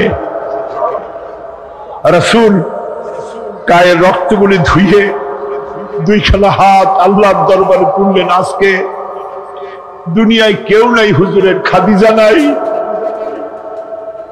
আবু তালেবও নাই, রাসূল একা। সাহাবীরা দিনের বেলায় কাফেরদের ভয়তে হুজুরের সঙ্গে দেখা করতে পারে না। হুজুর বলেন, আমার ওই কষ্টের সময় খাদিজা নাই। ওই সব পাথরগুলি আমি আজও চিনি, যে পাথরগুলি আমি যাওয়ার সময় রাস্তায় পাথরগুলি আমাকে বলেছে, আসসালামু আলাইকা ইয়া রাসূলুল্লাহ। পাথরগুলি আমাকে সালাম করেছে। আল্লাহ পাক আমাকে সান্ত্বনা দিয়ে বলেছেন, ইয়া আইয়ুহান নবী হাসবুকাল্লাহ। ও নবী, কোন চিন্তার কারণ নাই, আমি আল্লাহ তোমার জন্য যথেষ্ট। আবু জেহেল, আবুল আহাব, উতবা এবং শাইবা সবসময় রাসূল করিম সাল্লাল্লাহু আলাইহি ওয়াসাল্লামের বিরুদ্ধচারণে ব্যস্ত থাকত। তারা মহাগ্রন্থ আল কোরআনের উৎস জানার চেষ্টা করল। এই সম্পর্কে মুহতারাম মাওলানা আলোচনা করছেন। আবু জেহেল, আবুল আহাব, উতবা, শাইবা এরা সবাই রাসূলের ঘরের চার কোনায় দাঁড়িয়ে কোরআনে কারীম তারা আবিষ্কার করতে গেছে যে মুহাম্মদ সাল্লাল্লাহু আলাইহি ওয়াসাল্লাম কোরআনের নামে যে কথাগুলি বলেন, এই কথাগুলি তিনি কোত্থেকে আবিষ্কার করেন, কোথা থেকে পান? তিনি কি কোনো কবির কাছ থেকে ট্রেনিং নেন? কোথা থেকে এগুলি পান তিনি? তাই জানার জন্য ওরা গিয়ে, আবু জেহেল যে গিয়েছে আবু সুফিয়ান তা জানে না, উতবাজি গিয়েছে শাইবা তা জানে না, একে অপরের অজান্তে ঘরের চার কোনায় দাঁড়িয়েছে। গভীর রাত্রে সরকারে দো আলম আশরাফুল আম্বিয়া নবী মুহাম্মদ রাসূলুল্লাহ সাল্লাল্লাহু আলাইহি ওয়াসাল্লাম তেলাওয়াত করা শুরু করেছেন। এখন বুঝুন, একে তো আল্লাহর কালাম আর তেলাওয়াত করছেন তিনি যার উপরে এটা অবতীর্ণ হয়েছে। একটু আগে যে কারি সাহেব তেলাওয়াত করতেছিলেন, কি বলেন, কেমন লাগলো? সুবহানাল্লাহ, সুবহানাল্লাহ, মনে হচ্ছিল সারা রাত তেলাওয়াত হোক আর শুনতে থাকি। এখন বুঝুন যে রাসূল নিজে তেলাওয়াত করতেছেন। আবু জেহেল, আবু সুফিয়ান, উতবা, শাইবা আল্লাহর নবীর ঘরের চার কোনায় দাঁড়িয়ে নবীজির তেলাওয়াত করা কোরআনে কারীম শুনতেছে। ওদের মনে মনে চিন্তা জাগলো, আরেকটু শুনে তারপরে বাড়ি যাব, আরেকটু শুনে নেই তারপরে বাড়ি যাব। এভাবে করে চিন্তা করতে করতে নবীজির মুখী আল্লাহ রাব্বুল আলামিনের কালাম শুনে শুনে চারটা কাফেরের জন্য ফজরের রক্ত হয়ে গেছে। বাড়ি যাওয়া তো দূরের কথা, দাঁড়ানো থেকেও তো বসার সময় পায় নাই। কোরআনে কারীমের আকর্ষণ, এ মোহাব্বত মানুষকে এভাবে টেনে আনে। দেখুন, শুধুমাত্র লিফলেট ছড়ানো হয়েছে আর পত্রিকায় একটু এসেছে তাফসীরুল কোরআন মাহফিল হবে। 3 দিনের মাহফিলের প্রথম দিনই মাঠের কাম সারা হয়ে গেছে। এরপরে কাল এবং পরশু কি হাসর হবে আল্লাহ রাব্বুল আলামিন ভালো জানেন। আমার ভাইরা, এই আকর্ষণ আমি বলে থাকি আল্লাহর কসম, এই আকর্ষণ সাইদির নয়, এই আকর্ষণ আল্লাহ রাব্বুল আলামিনের কোরআন মাজিদ। এর থেকে যারাই এই কোরআন থেকে মানুষকে বিচ্ছিন্ন করতে চাইবে, ওরাই জনগণ থেকে চিরতরে বিচ্ছিন্ন হয়ে যাবে। বন্ধুগণ, আবু জেহেল, আবু সুফিয়ান, উতবা, শাইবা 4 জন রওনা করেছে সকালবেলায়। আবু জেহেল জিজ্ঞেস করছে, আবু সুফিয়ান রে কখন আসছো? কয় অত রাত্রে। উতবা, শাইবা তারাও বলল মুখ রাত্রে। কেউ কোনো কথা বলে না। আবু সুফিয়ান বলছে, ভাই আবু জেহেল, যদি তুমি রাগ না করো একটা কথা কই। হ্যাঁ, বলতে পারো। দেখুন, এই যে সারা রাত ধরে মুহাম্মদ সাল্লাল্লাহু আলাইহি ওয়াসাল্লামের মুখে আল্লাহর কালাম শুনলাম, আমার মনের বিশ্বাস, লাত মানাতের কসম করে বলতে পারি, এই কথা মানুষের বানানো হতে পারে না। এটা কোন ঐশ্বরিক বাণী হবে, এটা মানুষের। আবু জেহেল বলছে, দেখো ওই কথা তো আমারও, কিন্তু মুশকিল হলো এই, আমরা হলাম লিডার। আমরাই যদি এতে আকৃষ্ট হয়ে পড়ি, তাহলে তো আবু বকর, ওমরের মতো আমরাও পাগলামি করে বলবো, আমরা ওই দলে চলে যাব, আমরাও মুসলমান হয়ে যাব। সুতরাং আমি বুঝতে পেরেছি তোমাদের কোরআন শোনার পাগলামিতে ধরেছে। তোমরা আমার হাতে হাত দাও, তওবা পড়ো। এই জায়গায় কোরআন শুনতে আর কোনো দিন আসবে না। কি করবে? ইচ্ছের বাইরে নেতাকে খুশি রাখতে হয়, তাই বাধ্য হয়ে সবাই তওবা করেছে। তওবা করে বাড়ি চলে গেছে। সন্ধ্যা যখন পার হয়ে গেল, আবু সুফিয়ান ভাবলো, আবু জেহেল নিজেই যখন তওবা পড়িয়েছে, সে তো আর আসবে না। আর উতবা, শাইবা আবু জাহেলের ভয়তে যাবেন। আমি আজকে একা একা মুহাম্মদ সাল্লাল্লাহু আলাইহি ওয়াসাল্লামের ঘরের কোনায় গিয়ে প্রাণ ভরে কালামুল্লাহ শুনবো। উতবাও তাই ভেবেছে, শাইবাও তাই ভেবেছে। এদিকে আবু জেহেল মনে মনে ভাবলো, ওরা 3 জনে আমার হাতে তওবা পড়েছে, আমার নেতৃত্বের প্রভাব, আমার ভয়তে ওরা কেউ আসবে না। আজকে একা আমি মজা করে সারা রাত শুনবো মুহাম্মদ সাল্লাল্লাহু আলাইহি ওয়াসাল্লামের মুখে আল্লাহর কালাম। গত রাত্রের মতো আজও সব হাজির হয়ে গেছে ঘরের কোনায়। আসবেই, এটাই তো স্বাভাবিক, আসাটাই স্বাভাবিক। গত বছর কোরআনে কারীমের তাফসীরের মাহফিলে বাধা দিল। একটা পত্রিকায় দেখলাম হরতালও সফল, তাফসীরও সফল। তো আমি দেখলাম যে হেডিংটা তো খুব ভালোই, খবরটা পড়লাম, দেখলাম একটা প্রতিবেদন লিখেছেন তিনি লিখলেন যে কোরআন বিরোধীরা তারা হরতালের ডাক দিল। এখন আজকাল পাগলে ডাক দিলেও হরতাল হয়ে যায়, কিরার তার দামি গাড়িটা রাস্তায় বের করে ভাঙে। হরতালের ডাক দিয়েছে তো হরতাল হলো, কল কারখানা বন্ধ হয়ে গেল, দোকানপাট বন্ধ হলো। এখন কল কারখানার শ্রমিক আর দোকানপাটের শ্রমিক আর মালিক সারাদিনে কোনো কাম নাই, সব তাফসীরের মাহফিলে হাজির। কথা বুঝবে, শেষ পর্যন্ত এও দেখা গেল, আমার কাছে রিপোর্ট এসেছে, যারা বাধা দিয়েছিল তারা কয় যে কিছু টাকা তো পাই, কাজে কিছু না করলে টাকাটা হালাল হয় কেমন। শেষ পর্যন্ত ওরাও চাদর মুড়ি দিয়া তাফসীরের মাহফিলের কোনায় ওরাও দাঁড়ায় গেছে। সুবহানাল্লাহ বিহামদিহি। এটা কোরআনের আকর্ষণ, এর থেকে মানুষকে ছুটানো যায় না, মুসলমানকে এর থেকে বিচ্ছিন্ন করা যায় না। চারো কাফের আজও এসে হাজির হয়েছে রাসূলের চারপাশে, একে অপরের অজান্তে। এরপরে রাত যখন শেষ হয়ে আসে তখন আবু জেহেল মনে করলো আর দাঁড়ানো ঠিক না, আবু সুফিয়ান, উতবা, সাইবা ওরাও মনে করলো আর দাঁড়ানো ঠিক না। তখন অন্ধকারের ভেতর দিয়ে ছুট দিয়েছে যার যার বাড়ির দিকে। এখন অন্ধকারের মধ্যে ছুটতে গিয়ে একজন আর একজনের মধ্যে ঠেলে উঠেছে। আবু জেহেল ঠেলার চোটে ঘাবড়ে গিয়েছে, বলল কে? ভাই আমি আবু সুফিয়ান। তুমি কেডা? কয় যে আমি আবু জেহেল। আবু জেহেল বলছে, আবু সুফিয়ান কালকে তুমি আমার হাতে তওবা পড়লে, আজকে আসলে কেন? কয় যে দেখো মাতবাড়ি সব জায়গায় চলে না, তুমি আসলা কেন সেটা কওয়া। চারজন চলতেছে। আবু জেহেল বলল যে শোনো, কোরআনে কারীম শোনা থেকে মানুষকে আমরা বন্ধ করতে পারবো না, আইন পাশ করতে হবে। আইন করে কোরআন শোনার পথকে রুদ্ধ করে দিতে হবে। এরপরে তারা আইন পাশ করল। কি আইনটা পাশ করলো? আল্লাহ রাব্বুল আলামিন কোরআনে কারীমে ওদের সেই আইনটা, ওরা যেটা পাশ করলো ওইটা কোরআনে কারীমে আল্লাহ কোট করে রাখলেন। যেহেতু আবু জেহেল মরে যাবে, কিন্তু তার নাতিরা তো মরবে না, ওর নাতিরা তো থাকবে কিয়ামত পর্যন্ত। ওর দৌহিত্র, ওর পৌত্র যা কিছু আছে এগুলো বেঁচে থাকবে দীর্ঘদিন। ওরাও যে এই একই আচরণ করবে তা যেন মুসলমানেরা বোঝে, এই জন্য ওদের সেই আইনটা আল্লাহ রাব্বুল আলামিন ওরা বলল কি কোরআন সম্পর্কে, তা কোরআনে কারীমে আল্লাহ কোট করে রাখলেন কি? وقال الذين كفروا لا تسمعوا لهذا القرآن والغوا فيه। আজকে প্রথমেই তেলাওয়াত হয়েছে আয়াত। আমার বন্ধুগণ, আল্লাহ পাক কোরআনে কারীমে বলছেন কাফেররা সিদ্ধান্ত নিল লা তাসমাউ লিহাযাল কুরআন, কোরআন শরীফ শুনো না, কোরআন শরীফ কোরআনে কারীম শুনতে যেও না।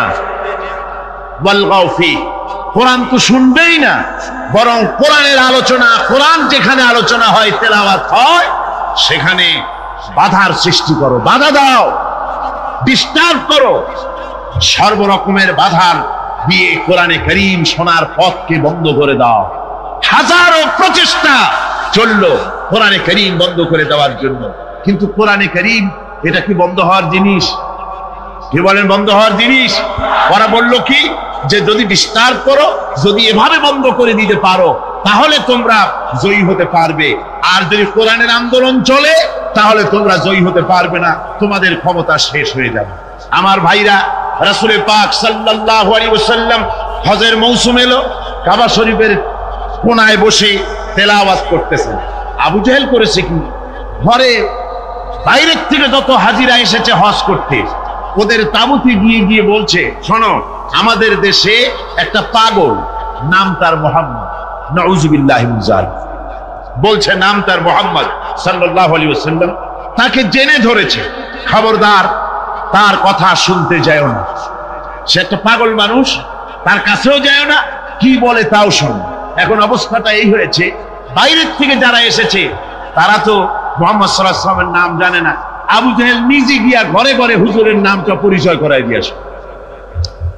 এরপরে এই সমস্ত মানুষের একটা কৌতূহল, এই কোন জিনিস সম্পর্কে মানুষকে যদি নিষেধ করা হয় সেই জিনিসটা জানার জন্য, দেখার জন্য মানুষের কিউরিসিটি জাগে বেশি। এখন যখন নিষেধ করা হলো, লোকেরা ভাবলো নেতা বলেছে শুনবো না কি বলে, কিন্তু পাগলটা কেমন একটু দেখে আসি না। চলে গেছে কাবা শরীফের পাশে, যায়া রাসূলুল্লাহ সাল্লাল্লাহু আলাইহি ওয়াসাল্লামের চেহারা মোবারকের দিকে, তার চেহারা আনোয়ারের দিকে যখন এরা তাকিয়েছে, রাসূল পাক সাল্লাল্লাহু আলাইহি ওয়াসাল্লামের চেহারা মোবারকের দিকে তাকিয়ে ওরা বলছে এই লোকটা কি পাগল হতে পারে? এত সুন্দর চেহারার মানুষ, সে কি কোনোদিন পাগল হতে পারে? নিশ্চয়ই পারে। রাসূল পাক সাল্লাল্লাহু আলাইহি ওয়াসাল্লামের চেহারা মোবারক, সুবহানাল্লাহ, মানুষের যদি নজর পড়ে যেত আল্লাহ রসুলের প্রতি, সেই চেহারা থেকে মানুষ চোখ ফিরাতে পারত না। হাদিস শরীফে এসেছে রসুল যখন ঘেমে যেতেন, ঘামের বিন্দুগুলি যখন গলার উপরে, কপালে, গালের উপরে যখন জমতো, দূরের থেকে এটাকে মুক্তোর দানার মতো বলে মনে হতো। এত সুন্দর চেহারা আল্লাহ রাব্বুল আলামিন তাকে দিয়েছিলেন। ওরা বলল এই লোক কি কোনোদিন পাগল হতে পারে? আমরা তো পাগল দেখেছি, চুলগুলো থাকে উস্কু খুস্কু, দাড়ি একটা থাকে এদিক আর একটা থাকে ওদিক, দাঁতে থাকে ময়লা, চোখগুলো থাকে উদাস উদাস ভাব, হাতে থাকে নখ, জামা কাপড় ময়লা বিশ্রী, এই তো পাগলের পরিচিতি। আর এত সুন্দর সুবিন্যস্ত শ্বশ্রু মণ্ডিত সুন্দর চেহারা, মাথার চুলগুলো এত সুন্দর ভুরু, টানা টানা আখি, এত সুন্দর মানুষ আমরা জীবনে কোনোদিন দেখি নাই। এ তো কখনো পাগল হতে পারে না। দেখি না বলে কি, কানের থেকে আঙ্গুল খুলে ফেলেছে। আর অমনি রাসূল পাক সাল্লাল্লাহু আলাইহি ওয়াসাল্লামের তেলাওয়াত করা কালামে পাক ওদের কানের মধ্য দিয়া ঢুকে কলিজায় স্পর্শ করেছে। আমার বন্ধুগণ, শুনতে শুনতে বহিরাগত লোকগুলির চোখ দিয়ে পানি পড়া শুরু করে দিয়েছে এবং নিজেদের অজান্তে নিজেদের মুখ থেকে, ওদের মুখ থেকে বেরিয়ে গেল আশহাদু আল্লা ইলাহা ইল্লাল্লাহু ওয়াহদাহু লা শারীকা লাহু ওয়া আশহাদু আন্না মুহাম্মাদান আবদুহু ওয়া রাসূলুহু। কাফেরদের সাথে রাসূলুল্লাহ সাল্লাল্লাহু আলাইহি ওয়াসাল্লাম হুদায়বিয়া সন্ধি করেন। এর কিছু কিছু শর্ত সাহাবীদের পক্ষে মানা খুবই কষ্টকর ছিল, কিন্তু কৌশলগত কারণে তারা এই চুক্তি মেনে নিয়েছিলেন। এবারের প্রসঙ্গ হুদায়বিয়া সন্ধি। হুদায়বিয়ার সন্ধির দিনে সন্ধিপত্র লেখা হলো, হুজুরের নাম লেখা হলো মিন মুহাম্মাদুর রাসূলুল্লাহ। তার পক্ষ থেকে কুরাইশদের মধ্যে চুক্তিপত্র লেখা হচ্ছে। কুরাইশরা বলল মুহাম্মদ সাল্লাল্লাহু আলাইহি ওয়াসাল্লামের নামের সামনে যদি রাসূলুল্লাহ লেখো তাহলে তো চুক্তির কোনো দরকার নাই, আমরা তো তাকে রাসূল মানি না, নাউযুবিল্লাহ। মুহাম্মদ বিন আব্দুল্লাহ যদি লেখো তাহলেই আমরা এই চুক্তি মানব। রাসূল করিম সাল্লাল্লাহু আলাইহি ওয়াসাল্লাম হযরত আলীকে ডাকলেন, আলী গো, চুক্তিপত্রে যেখানে আমার নাম মুহাম্মাদুর রাসূলুল্লাহ লেখা আছে, আমার নামের সামনে থেকে রাসূলুল্লাহ নামটা বাদ দিয়ে দাও, মুহাম্মদ বিন আব্দুল্লাহ লেখ। হযরত আলী বলছেন, ইয়া রাসূলুল্লাহ, সারা জীবন আপনার গোলামি করেছি, যা বলেছেন তাই শুনেছি, জীবনটাও আপনার জন্য দেওয়ার জন্য প্রস্তুত আছি, ভবিষ্যতেও যত কথা বলবেন সব মাথা পেতে মেনে নেব, কিন্তু আজকের এই হুকুম আমার পক্ষে মানা সম্ভব হবে না। আমি আলীর পক্ষে কিছুতেই সম্ভব নয় যে আল্লাহর নবীর নামের সামনে থেকে মুহাম্মদুর রাসূলুল্লাহ আমি কেটে দেব। রাসূলুল্লাহ শব্দ আমি কাটতে পারবো না, এটা আমার পক্ষে সম্ভব নয়। নবীজি বললেন, আলী, কোন জায়গায় রাসূলুল্লাহ লেখা আমারে দেখো, আমি কেটে দেব। আমার বন্ধুগণ, নাম লিখতে জানেন না, সই করতে পারেন না, পড়তে জানেন না, তিনি বলতেছেন مولاي صل وسلم دائما أبدا